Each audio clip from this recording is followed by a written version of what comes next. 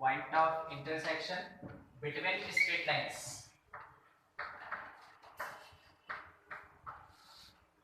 देखिए बेसिकली क्या होता है ना कि अगर दो लाइन एक दूसरे को इंटरसेक्ट करता है तो एक पॉइंट, और ये पॉइंट क्या होता है, कॉमन पॉइंट ऑफ इंटरसेक्शन। ये पॉइंट कौन होता है, common point of intersection. Common point कहने का मतलब क्या हो गया कि ये दोनों इक्वेशन को सेटिस्फाई करेगा।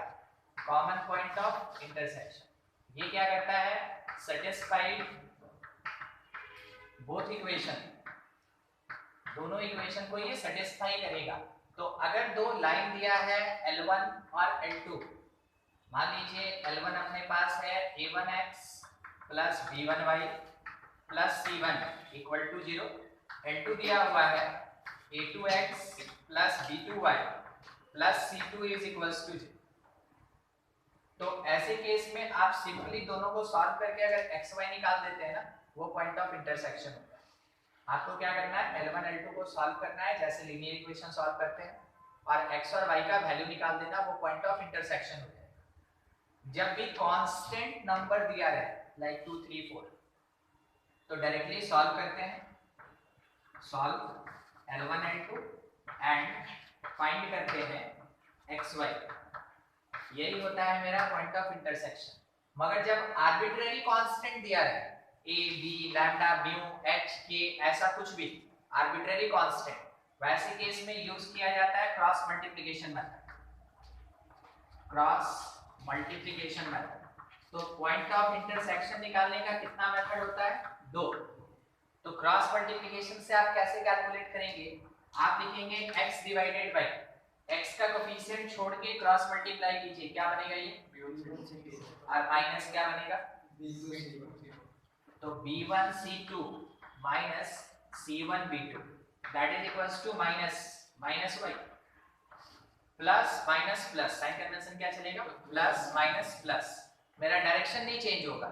जब हम अपर लेफ्ट से लोअर राइट आएंगे प्लस साइन, जब लोअर लेफ्ट से अपर राइट जाएंगे माइनस साइन, ठीक है, डायरेक्शन नहीं चेंज होगा। तो जब आप y के लिए कैलकुलेशन कर रहे हैं तो y को इग्नोर करें, a1 किससे मल्टीप्लाई, c2 और माइनस c1 a2, ठीक है, a1 c2 minus c1 a2 that will be equals to, अब तो इसके पास कोई वेरिएबल नहीं ना, तो हम लोग अज्यूम करके चल सकते हैं कि मल्टीप्लायर 1 होगा। जैसे a1 का मल्टीप्लायर x था, b1 का मल्टीप्लायर y है, वैसे c1 का मल्टीप्लायर क्या है, 1, कुछ नहीं होना मतलब 1। तो 1 बाई कांस्टेंट छोड़ दीजिए, क्या बनेगा, a1 b2 और minus b1 b2 minus b2 a1 या a1 b2 b1 a2। अब इसमें से अगर आपको x फाइंड करना है तो आप लिखेंगे x इज इक्वल्स टू ये रेशियो इसके बराबर, तो जो डिनोमिनेटर है वो ऊपर जाएगा, तो x is equals to b1 c2 minus c1 b2, और डिवीजन में आ रहा है अपने पास a1 b2 minus b1 a2। Same ऐसे ही जब y कैलकुलेट कीजिएगा तो माइनस इसको देके भेजिए, तो कौन पहले आएगा, c1 a2 minus a1 c2, c1 a2 minus a1 c2, और इसके डिवीजन में same part a1 b2 minus b1। ये तरीका कब यूज करेंगे, जब आर्बिट्रेरी कांस्टेंट्स गिवन रहेगा, ठीक है। और कब हम लोग डायरेक्टली सॉल्व करेंगे और फाइंड करेंगे इस वाई, जब कांस्टेंट्स गिवन रहेगा, ठीक है। मान लीजिए आपसे ये एक क्वेश्चन पूछ दिया, find equation of straight line passes through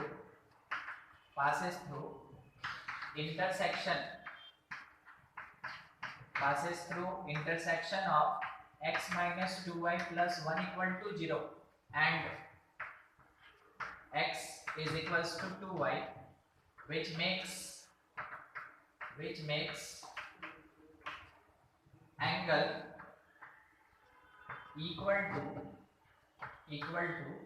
angle made by 3x plus 4y minus 1 equal to 0 with x-axis in negative direction इसको बोलते हैं क्वेश्चन की भयानकता। ठीक है, ये इतना लंबा लंबा लाइन दे देगा ना आपको कोऑर्डिनेट में कि जब आप लास्ट लाइन पढ़ रहे होंगे ना तो भूल जाएंगे कि फर्स्ट क्या है।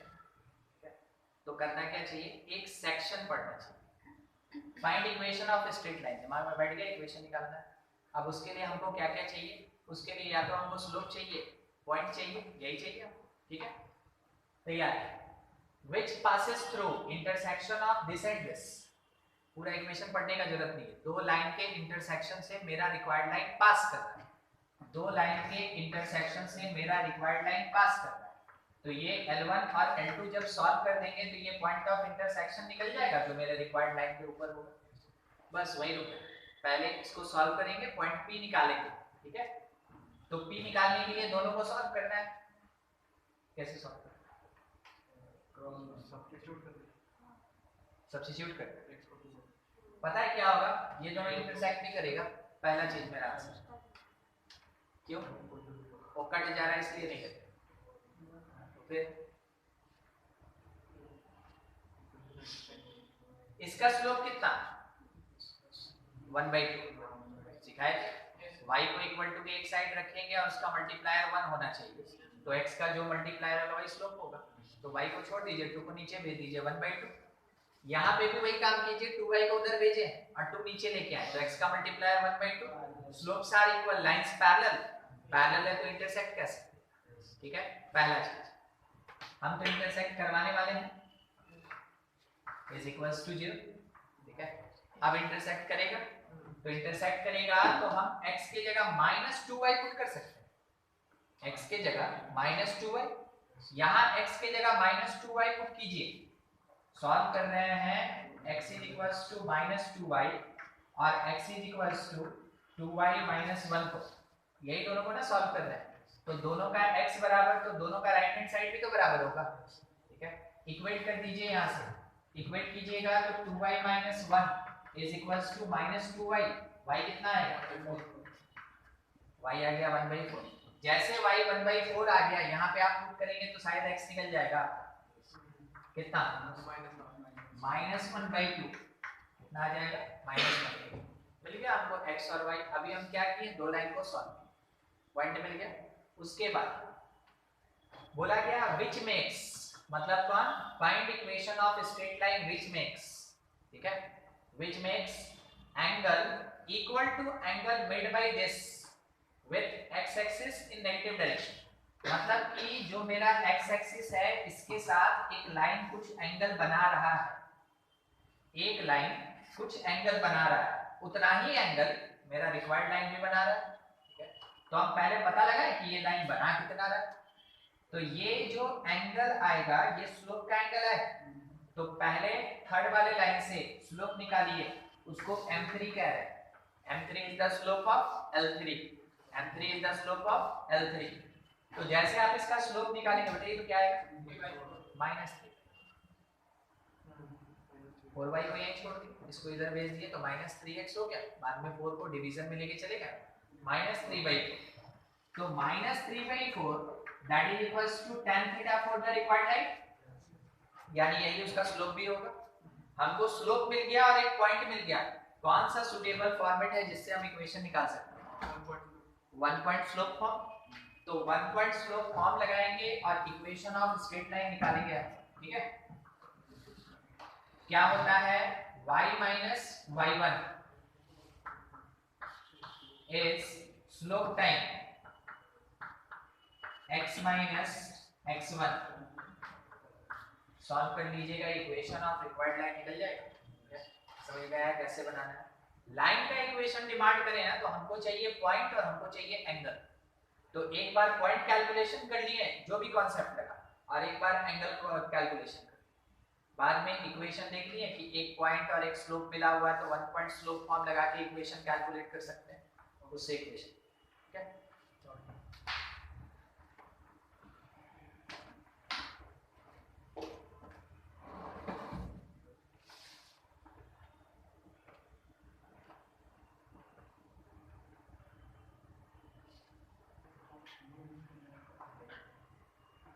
ट्रायंगल में एक वर्टेक्स से जब अपोजिट साइड के ऊपर परपेंडिकुलर डालते हैं उसको एल्टीट्यूड कहते हैं। तो देखो एल्टीट्यूड्स के बारे में अभी डिस्कशन कर रहे हैं और इसी पे ना कैलकुलेशन भी होगा जिसमें इसका यूज होगा। तो एल्टीट्यूड्स क्या होता है? It is straight line, it is straight line perpendicular to side of triangle, perpendicular to side of triangle when drawn from opposite vertex, when drawn from opposite vertex। जैसे कि मान लीजिए ये आपके पास एक ट्रायंगल है, नाम है ABC, तो AD एक एल्टीट्यूड होगा जो किसके ऊपर ड्रॉ किया गया? BC। कहां से ड्रॉ किया गया? Opposite vertex AC। तो एग्जैक्टली वैसे ही BE भी एक एल्टीट्यूड होगा, कहां से ड्रॉ किए? EC। कहां पे ड्रॉ किए? AC। सेम वैसे ही C से एक जाएगा एल्टीट्यूड इसके ऊपर, AB के ऊपर, ठीक है, लेट बी CF। यहां गया, देखिए एल्टीट्यूड्स का एक पॉइंट ऑफ इंटरसेक्शन है, जो एल्टीट्यूड्स का पॉइंट ऑफ इंटरसेक्शन होता है उसको ऑर्थो सेंटर कहते हैं। एल्टीट्यूड्स का point of intersection ortho centre कहलाता है। इस वाले पॉइंट को H बोले। तो यहाँ पे एक टर्म आ गया मेरे पास, कौन?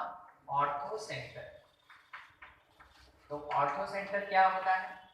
It is point of intersection, it is point of intersection of altitudes of any triangle। किसी भी ट्रायंगल के एल्टीट्यूड्स का जो पॉइंट ऑफ इंटरसेक्शन होगा उसको हम क्या कहते हैं? ऑर्थो सेंटर कहते हैं। तो पहले हम सीख लेते हैं कि कैसे एल्टीट्यूड का इक्वेशन निकालते हैं, उसके बाद हम जानते हैं कि दो इक्वेशन को सॉल्व करेंगे तो पॉइंट ऑफ इंटरसेक्शन आ जाएगा, और वही पॉइंट ऑफ इंटरसेक्शन कौन होगा? एल्टीट्यूड होगा। समझ गए कैसे निकालते हैं? सॉरी, वही point of intersection ortho centre होगा। तो ऑर्थो सेंटर निकालने के लिए क्या करना है? पहले एल्टीट्यूड्स का इक्वेशन निकालना है, मिनिमम कितना? 2, और उसके बाद उसको सॉल्व करके पॉइंट ऑफ इंटरसेक्शन निकालना है, वही point of intersection ortho centre होगा। ठीक है, ट्रायंगल में बेसिकली 4 पॉइंट होता है, 4 पॉइंट होता है, 4 सेंटर होता है, एक सेंट्रोइड, एक ऑर्थो सेंटर, एक सर्कम सेंटर, एक इन सेंटर। ठीक है, बेसिकली 4 पॉइंट होता है। तो सबके लिए जैसा जैसा आएगा हम लोग डिस्कस करते चलेंगे। तो एल्टीट्यूड कैसे निकाला जाए? एक क्वेश्चन ले लेते हैं। क्वेश्चन में मान लीजिए अगर आपको वर्टिसेस दे दिया तो क्या आप एल्टीट्यूड निकालेंगे? यहाँ पीछे से देखने में दिक्कत हो रहा है क्या? मान लीजिए जैसे ट्रायंगल के बारे में अगर कुछ भी देगा ना तो वो हमेशा आपको कोऑर्डिनेट्स देगा, और नहीं तो आपको इक्वेशन ऑफ साइड्स देगा। या तो वर्टिसेस का कोऑर्डिनेट्स देगा, दोनों नहीं देता है, दोनों में से कोई एक ही चीज देता है, या तो तीनों वर्टिसेस का कोऑर्डिनेट्स देगा, और नहीं तो तीनों साइड का इक्वेशन देगा। तो अभी हम क्या किए? कोऑर्डिनेट्स ले लिए, जिसको हम A, B और C कहते हैं। ठीक है, मान लीजिए ये कोऑर्डिनेट्स अगर हमको मिल गया तो हम एक एल्टीट्यूड कैसे निकालें? जो एक पे कॉन्सेप्ट लगेगा वही तो बाकी पे भी लगेगा। ठीक है, हम क्या करेंगे? सबसे पहले इस AD का स्लोप निकालेंगे, कॉन्सेप्ट जो है वो सुनते चलिए, बाकी वही अप्लाई करेंगे। AD का स्लोप निकालेंगे, तो कैसे निकालेंगे हम? क्योंकि AD का स्लोप और BC के स्लोप का प्रोडक्ट -1 होगा, तो BC का स्लोप हम 2 पॉइंट फॉर्म से निकालेंगे, उसका नेगेटिव रेसिप्रोकल करेंगे तो AD का स्लोप आ गया। AD का स्लोप आने के बाद एक पॉइंट A से पास कर रहा है, 1 पॉइंट स्लोप फॉर्म लगा के AD का इक्वेशन निकालेंगे। जैसे AD का इक्वेशन आ गया, AD और BC का point of intersection D find करेंगे, 3 स्टेप। ठीक है, तब जाके हमको क्या मिलेगा? ये D। ठीक है, D मिलने से हमको क्या मिल गया? हमको एल्टीट्यूड का बेस मिल गया। मगर हमको रिक्वायरमेंट क्या था? एल्टीट्यूड के इक्वेशन से, तो हम लोग 2 ही स्टेप में फाइंड कर लिए थे, शायद आप भूल। Slope of AD into slope of BC that will be equals to -1। वहां से स्लोप आ गया, और ये पॉइंट A से पास कर रहा है तो 1 पॉइंट स्लोप फॉर्म लगा के इक्वेशन ऑफ एडी आ जाएगा, तो एक एल्टीट्यूड का इक्वेशन निकल गया। समझ रहे हैं? ठीक है, वैसे ही कैलकुलेट करेंगे एक एडी का, फिर उसके बाद क्या करेंगे हम लोग बीई भी फाइंड कर लेंगे। ठीक है,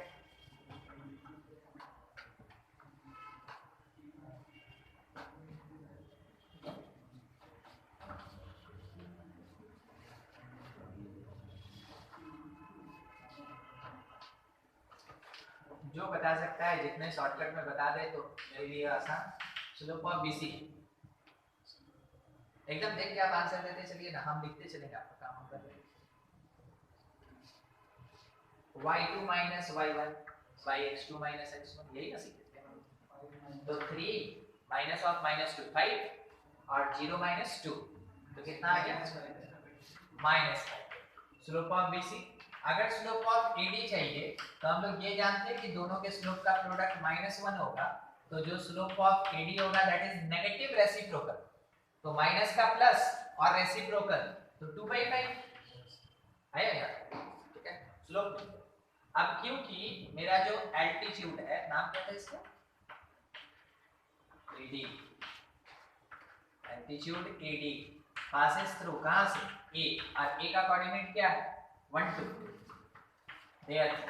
इसके बेसिस पे अगर हम equation of altitude AD find करना चाहते हैं तो एक पॉइंट हमको पता, स्लोप हमको पता, 1 पॉइंट स्लोप फॉर्म लगाएंगे, तो लिखेंगे y minus y1 that is slope time x minus x1।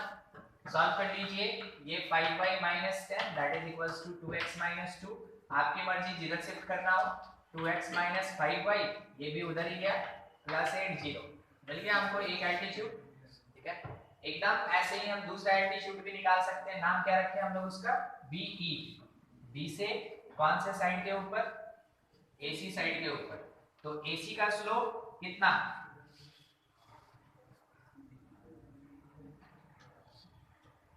देखिए वो AC का स्लोप कितना,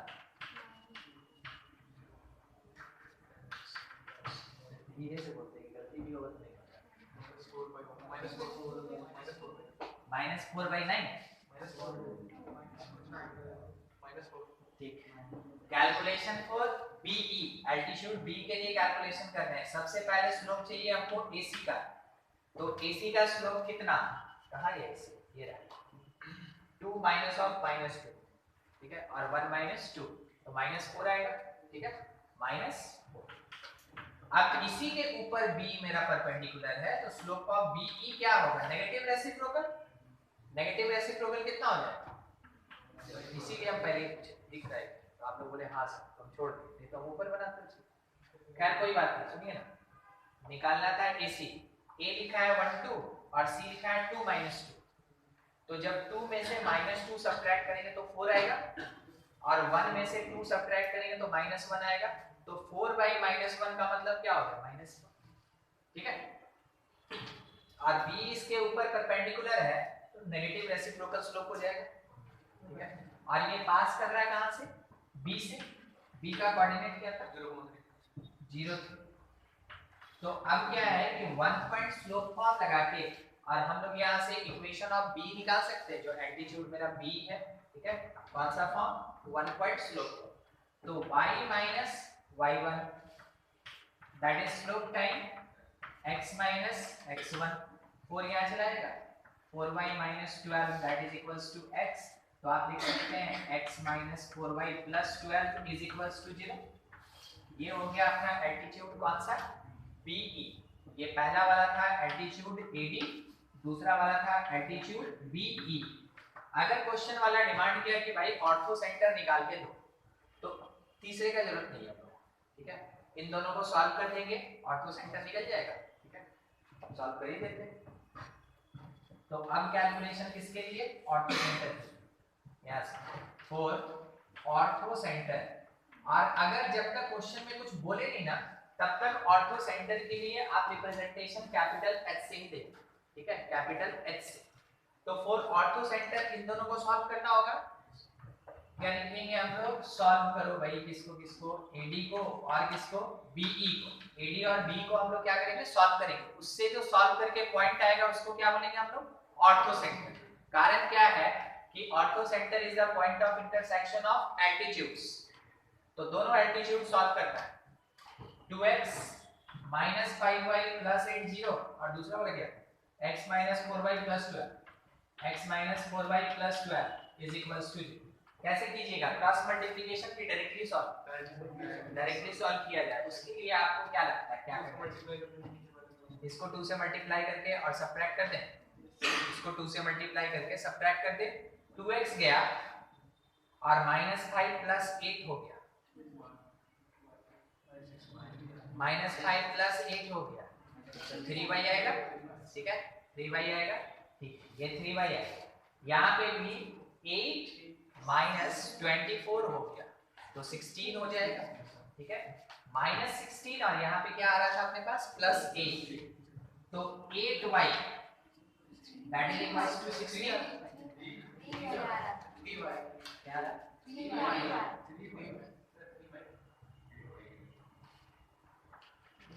भावना भाई 2 से मल्टीप्लाई किया था।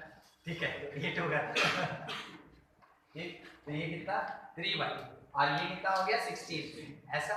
तो y का वैल्यू कितना आ जाएगा 16/3। 16/3 जैसे y निकल गया तो एक जगह पुट करके देख ले x निकल जाएगा। तो x इज इक्वल्स टू कितना होगा? चलिए ओरल कैलकुलेशन 64/3 और 48। 64 में से 48 जाता कितना बचता? 36 और 36 है, नीचे 3 है 36। 64 में से 36 जाएगा कितना बचेगा? 28। 28 किस में, प्लस में कि माइनस में? उधर जाएगा तो प्लस। 28/3 तो x कितना आ गया अपने पास 28। और ये जो कोऑर्डिनेट है वो एक्चुअल में किसका है? ऑर्थो। तीसरा निकालने का कोई जरूरत नहीं है, मगर मेरा एक सजेशन है कि 2 हम निकालें, जिसको नोट कर लीजिएगा पूरा। और थर्ड वाला जो होगा ना CF वो आप कैलकुलेट कर लीजिएगा CF। ठीक है, ये आप कैलकुलेट कर अपने एक प्रैक्टिस हो जाएगा इसी क्वेश्चन में, ताकि अलग से क्वेश्चन नहीं लेना पड़े।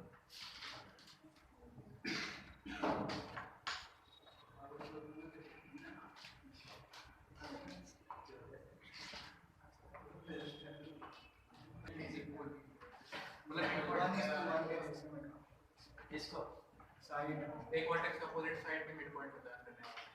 ठीक, बात कर रहे हैं मीडियन की।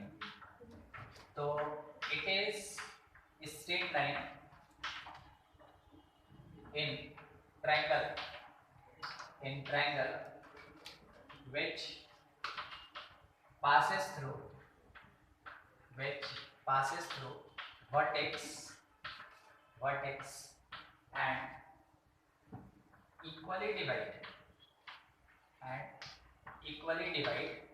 इसी चीज को कह सकते हैं bisection opposite side. Equally divide और बाइसेक्ट अपोजिट साइड, उसको कहते हैं मीडियन। तो वर्टेक्स से पास करना जरूरी है और अपोजिट वाले साइड को क्या करेगा 1:1 के रेशियो में, यानी मिड पॉइंट पे, यानी बाइसेक्ट करेगा, उसको इक्वली डिवाइड करेगा। ठीक है, मान लीजिए जैसे आपके पास एक ट्रायंगल का नाम तो अपने पास वही रहता है ABC, एवरग्रीन। याद मत रखिएगा ABC 3 वर्टेक्स होता है, 3 कोऑर्डिनेट होता है, ऐसे ऐसे ड्रॉ करते हैं। प्रोसेस याद रखिएगा, नाम मत याद रखिएगा क्योंकि क्वेश्चन में नाम नहीं आता। ठीक है, ए से इस वाली साइड को बाइसेक्ट की, लेट बी AD।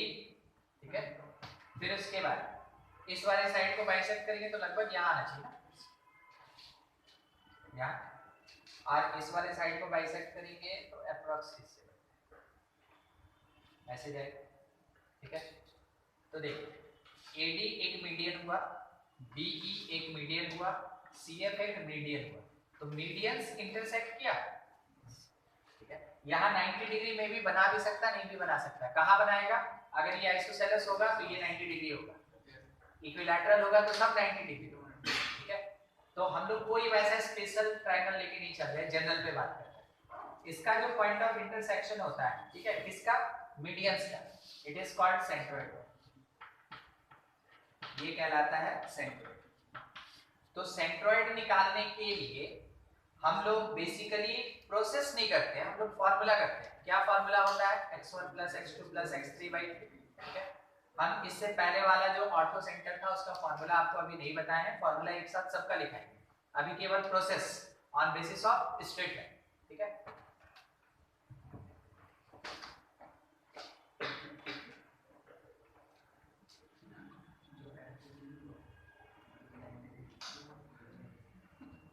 देखिए तो करना क्या होगा कि अगर आपको वर्टिसेस दे दिया, अगर आपको वर्टिसेस दे दिया तो आप मिड पॉइंट फार्मूला लगा के डिफाइन कर लेंगे। कनेक्शन कट गया था, हम रुके हुए हैं वहीं पे। ठीक है, मीडियन अगर कैलकुलेट करना है हम लोग को तो 2 पॉइंट जो दिया हुआ है उसका मिड पॉइंट फार्मूला से निकाल लेंगे। फिर हमको एडी चाहिए ना मीडियन, कौन सा फॉर्मेट है? 2 पॉइंट, क्योंकि ए दिया गया है और डी अभी फाइंड किए। 2 पॉइंट फॉर्म से हम एडी का इक्वेशन निकाल सकते हैं। तो हर एक मीडियन का इक्वेशन हम कैसे निकालेंगे? 2 पॉइंट फॉर्म से निकालेंगे, 2 पॉइंट फॉर्म से। ठीक है, यहाँ पे सेंट्रोइड किसको कहते हैं? On basis of straight line centroid किसको कहते हैं? It is point of intersection, it is point of intersection of all medians of triangle।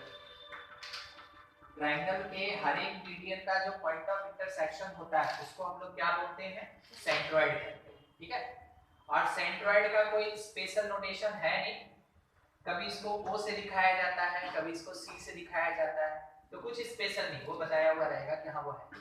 ठीक है, अच्छा क्या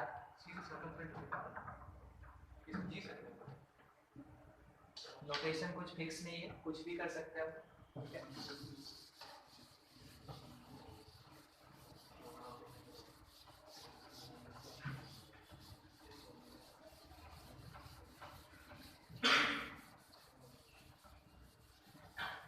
देखिए एक क्वेश्चन आपके लिए, बस इसमें आपको सेंट्रोइड तक फाइंड करना है। दिया क्या है वो सुन लीजिए। सबसे पहले AB का इक्वेशन दिया है और BC का इक्वेशन दिया, CD AC भी इक्वेशन दिया हुआ है। x + y + 1 0, 2x - y + 1 0, x = y,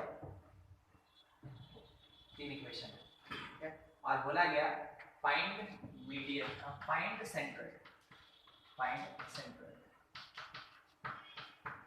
आप क्या करेंगे? 2 मीडियन निकालेंगे और मीडियन निकालने के बाद उसका इंटरसेक्शन कर देंगे तो क्या आ जाएगा? सेंट्रोइड आ जाएगा। सॉल्व कीजिए अपने से।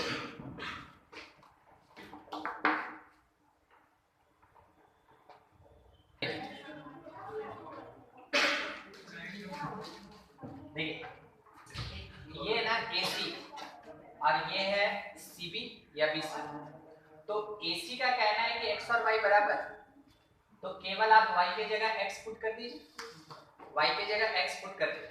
तो 2x - x, x + 1 0, तो x कितना है? -1।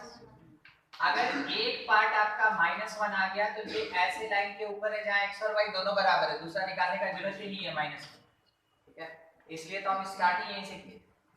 और इस जगह पे अगर आप y की जगह x पुट करते हैं तो 2x + 1 0, तो x का वैल्यू कितना है? -1/2। जैसे x -1/2 आया तो ये ऐसे लाइन पे जिस पे दोनों कोऑर्डिनेट बराबर होगा, आ गया -1/2 -1/2, दे दे के बच गया ये। क्या बचेगा? ऐड कर दीजिए, y गया 3x + 2 0, तो x आ गया -2/3। x का वैल्यू -2/3 पुट कीजिएगा तो ये कितना हो जाएगा? -4/3। -4/3 + 1 कितना होगा? -1/3। y को उधर भेज दीजिएगा, -1/3। मिल गया तीनों पॉइंट। अब क्या करना है? मिड पॉइंट निकालना है। तो AB पे एक मिड पॉइंट आप फाइंड कर लीजिए। ठीक है, या फिर आप BC पे फाइंड कर लीजिए या फिर आप AC पे फाइंड कर लीजिए। तो कितना फाइंड कर लें? 2, कोई भी 2 काम हो जाएगा। ठीक है, क्योंकि 2 ही इक्वेशन चाहिए हमको।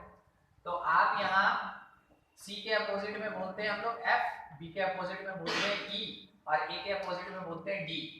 तो D is mid point, D is mid point of BC। तो D का कोऑर्डिनेट क्या है? x1 + x2 - -5/3/2, ठीक है, तो -5/6 ये ठीक ना। उसके बाद y1 प्लस y2 तो -4/3/2 तो -2/3 मिल गया हम लोग को मिड पॉइंट, ठीक है। सेम है वो इतना बड़ा बड़ा फार्मूला लिख के वो सब चीज 10 तक में छोड़ दीजिए, ठीक है, क्योंकि वहाँ इतना छोटा छोटा सा क्वेश्चन रहता था जिसको आप बतंगड़ बना के इतना बड़ा बना, ठीक है। अब क्वेश्चन ही रहेगा इतना बड़ा तो एकदम मैंने स्टेप गायब करना है, तब जाके ना काट पीट के इतना सा बचेगा, ठीक है। फिर उसके बाद f is mid point, f is mid point of किसका किसका AB। तो मिड पॉइंट फार्मूला से x1 प्लस x2 बाई 2। दिक्कत आया क्या? दिक्कत आया कि एलसीएम देंगे तो ज्यादा हो जाएगा, तो कोई जरूरी थोड़ी यही निकाल, ये भी तो निकाल सकते हैं, ठीक है। मगर मान लीजिए लिख दिए है तो उसी को कैलकुलेट कर देते हैं। -1/2 और -2/3 कितना हो जाएगा? ये हो जाएगा 4 और हो जाएगा 3, -7/6 -7/6/2 -7/12, यहाँ से -1/2 -1/3 तो यहाँ 3 यहाँ 2 5 -5/6/2 आ गया मिड पॉइंट। अब जब हमको A पता और हमको D पता तो 2 पॉइंट फॉर्म लगा के इक्वेशन निकाल सकते हैं AD का। तो AD इक्वेशन निकाल लिया जाए।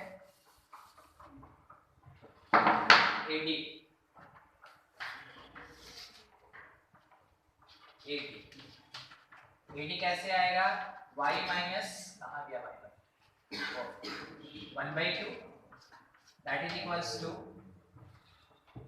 y2 माइनस y1 तो -2/3 और -1/2 क्या बोलते -2/3 और +1/2 ये कितना हो जाएगा? हम बोल रहे हैं y और लिख दिए x, नहीं ठीक तो लिखे हैं। ये कितना आएगा सॉल्व करके? -1/6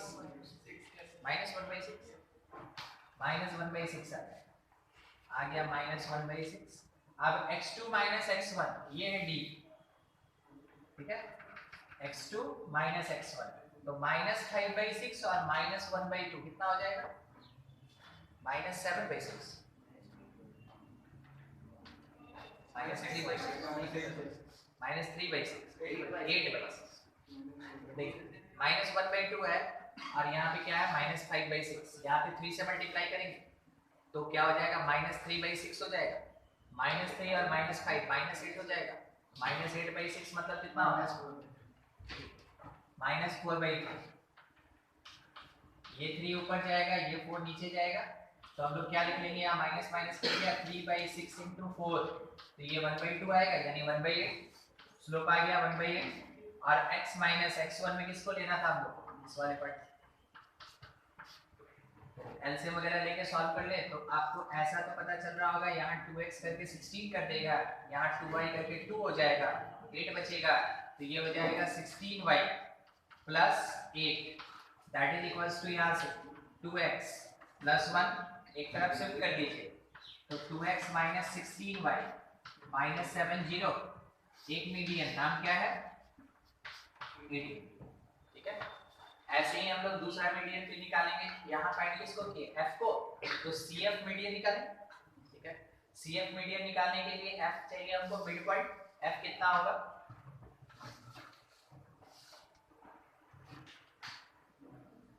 निकाल तो नहीं पूछे f कितना होगा? सब कोई पूरा सोच रहा, आप कैलकुलेशन करना। ये भी देख लीजिए यहाँ लिखा होगा, ठीक है, कितना लिखा होगा? -7/8 और -5 एक तक। तो CF मीडियन हम लोग को निकालना है। y माइनस y1 में c को ले ले, स्लोप टाइप तो स्लोप चाहिए y2 माइनस y1 तो कितना हो जाएगा? 7/12 और डिवीजन में x2 माइनस x1 5/12 खाली हम हंसते रहिए, क्वेश्चन तो बनेगा नहीं आपसे, खाली आप हंसते रहिए। 5 इधर जाएगा 5y plus 5 that is 7x plus 7 equation अपने पास क्या आ जाएगा? 7x minus 5y plus 2 equal to 0। कितना हो जाएगा अपने पास यहाँ इक्वेशन छोटा सा 7x minus 5y plus 2 ना plus 2 इज ये कौन है CF है तो CF आ गया और यहाँ पे क्या आ गया AD आ गया दोनों को सॉल्व करेंगे हम लोग तो निकल जाएगा सेंट्रोइड